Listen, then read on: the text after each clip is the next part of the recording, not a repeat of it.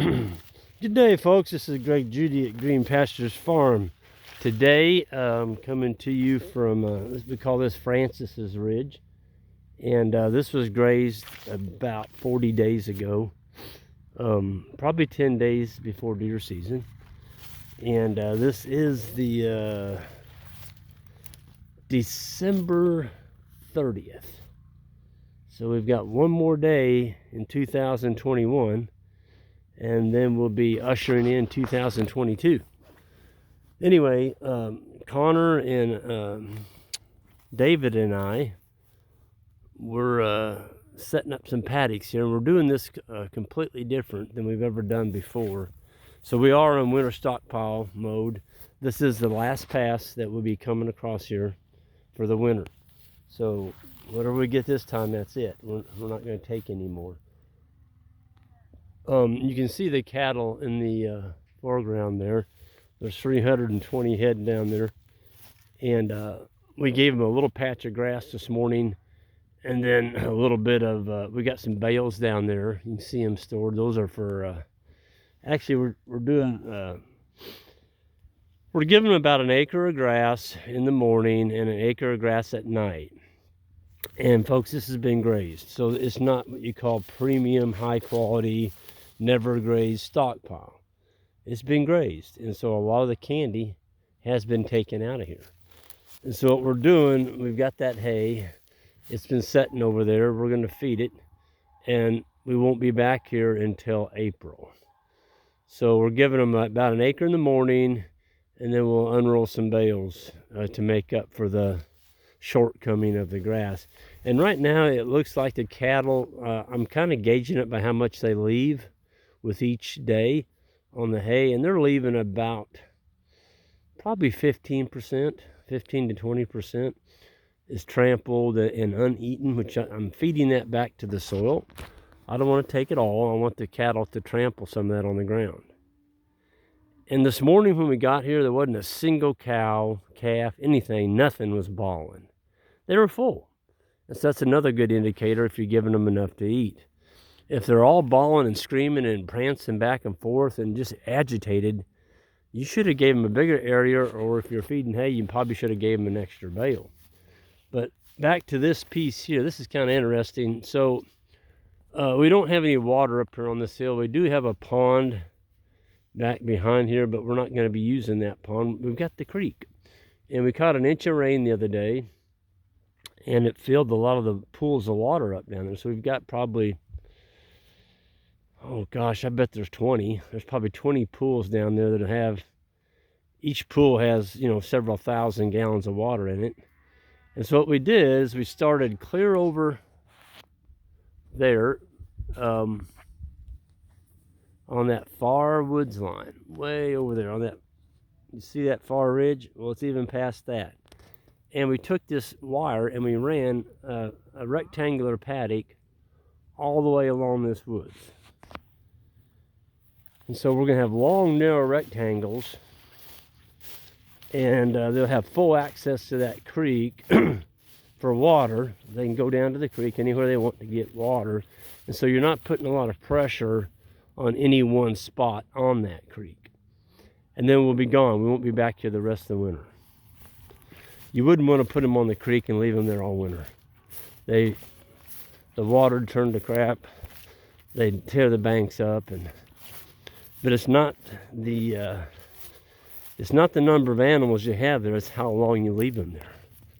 That's what can do a severe amount of damage. Anyway, we ran out of posts. The boys went back to get the rest of the posts. But I just wanted to show you. So this is what we're doing. This is our second paddock. There's the first one on the other side of that wire. So you can see they're about, well, I'll just step it off. No need guessing. This is an average now. I'm going to start right here. I'm going to get steps over to that one. 2, 3, 4, 6, 7, 9, 10, 12, 13, 14, 16, 17, 18, 20, 21, 23, 24, 27. Well, 30 is really easy to figure. About 90 feet, a little bit shy of 90 feet. Okay, but they're about, well, there's a 1/4 mile of wire on that reel, and we just barely made it. So they're 1,280 feet long from that woods line, clear over that next hill onto that next woods line. So those of you all that are really interested in the numbers, I just gave you the calculations. Okay, so you can figure it out. As far as stock and density, there's about 250 animal units, and it's 1,280 feet long by, we just stepped that off, figuring a little bit shy of 90 feet. So it's 90 by 1,280. But you know, there's still quite a bit of grass in here. So we'll be strip grazing. We still got quite a bit ways to go on this farm. If we keep on our schedule, we're not going to be back to docks for another 2 weeks, 2.5 weeks, something like that. 2 weeks at least. Then we've got a month or more at docks. That's going to throw us into March before we ever get back to the Judy farm. So we're doing well. I mean, normally we're back to the Judy farm by January. So we're getting 2 months more grazing and time this year than we did last year. And we've got more cattle. Last year we wintered, I think it was 262 or something like that. This year we got 321. So, yeah.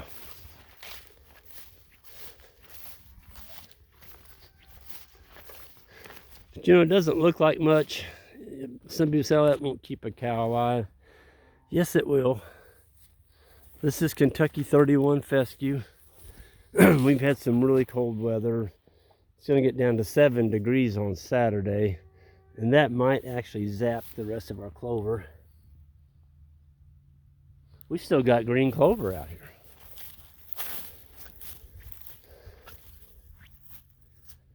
Cows would rather be out here grazing on this than sitting there chewing on a bale of hay. If you look down on that bottom, you know, I can zero in on it. I'll try it. Yeah. You can see them. The hay's actually unrolled on the other side of those cedars down there, but they're all grazing.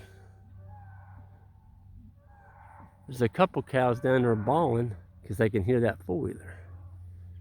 The boys went to get those posts. And so they're thinking, four-wheeler? They're going to move the wire for us again. That's what they're doing. Cows are so smart. They're smarter than we are sometimes. They can outthink us. They really can.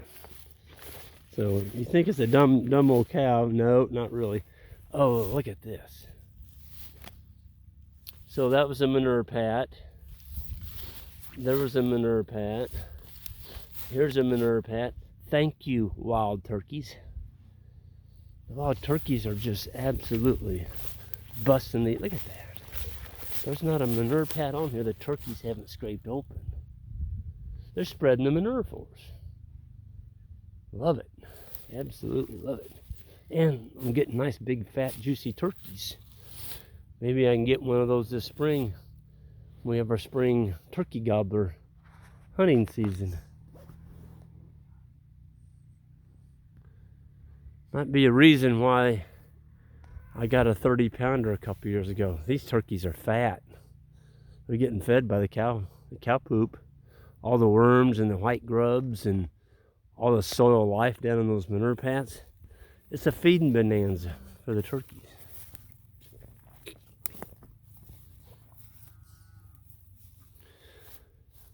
I want y'all to look. Do y'all see any bare soil out here? No. So that inch of rain that we got the other night, we hadn't had a rain the whole month of December. We caught it. We got an inch. We caught most of it right out here on the ground. Just it stayed right here. This pasture here hasn't been brush hogged for 2 years now. And you can see, if I don't get it this year, that autumn molly is going to be, well, it's 8 feet now. It'll be 12 feet. So I'll have to come in here and knock that back, or take a weed eater and knock it down. If you don't, it'll look like that one over there, which is 20 feet tall in about 3 to 4 years. Anyway, the boys are loaded up. I can hear them coming, and I'm going to go ahead and get out of here. Everyone have a great Happy New Year, and we'll see you next year. Hit that subscribe button on the way out, and we'll see you guys next time. And ladies.